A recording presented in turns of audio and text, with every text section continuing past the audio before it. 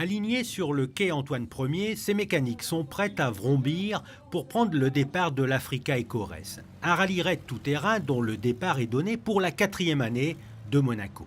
Une cérémonie de près de 2 heures. Motos, autos, quads et camions se succèdent sur le podium installé sous l'arche de départ. Le feu vert est donné en présence d'Adriana Carambeu, marraine de la 11e édition. L'animatrice et mannequin n'est pas étrangère au milieu du rallye. J'adore les rallyes, j'en ai fait plusieurs. J'ai fait rallye des gazelles plusieurs fois, rallye des princesses, rallye du Maroc.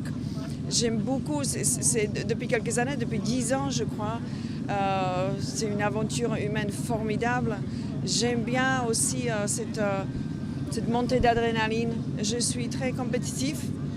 Donc c'est ce genre de sport qui me convient parfaitement.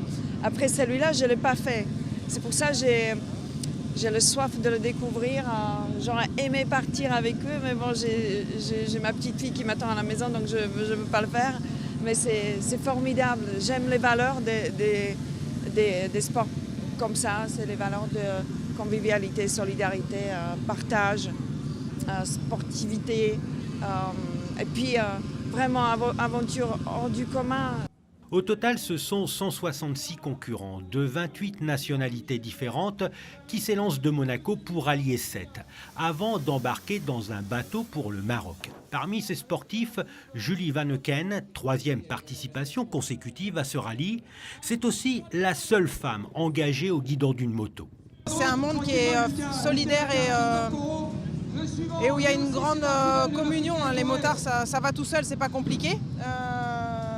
Et puis bon, j'ai presque de la chance d'être une femme parmi les mecs parce que de temps en temps, quand j'ai besoin, je peux bénéficier de l'aide des uns et des autres. Julie, comme tous les autres concurrents, devra parcourir un peu plus de 6000 km, dont 4000 de spécial, et traverser le Maroc, la Mauritanie et le Sénégal. Tous s'aventureront sur un parcours varié, comptant un maximum de dunes et de pistes sablonneuses. C'est un rallye difficile. On pense que c'est facile, l'Africa Race c'est facile. Non, c'est pas facile, c'est très difficile. Beaucoup de navigation, beaucoup de franchissement. La Mauritanie, c'est beaucoup de sable et il n'y a rien de facile. Le vainqueur de l'Africa Race, c'est un grand vainqueur. Si ce rallye-raid correspond à un désir d'aventure et de découverte, ses valeurs humaines et solidaires sont également prépondérantes. Les concurrents distribueront en Afrique des jouets, des médicaments, des fournitures scolaires ou encore des lampes solaires en partenariat avec l'AMAD, l'association de la princesse Grace. L'aventure prendra fin après 12 jours de course sur les bords du lac Rose au Sénégal.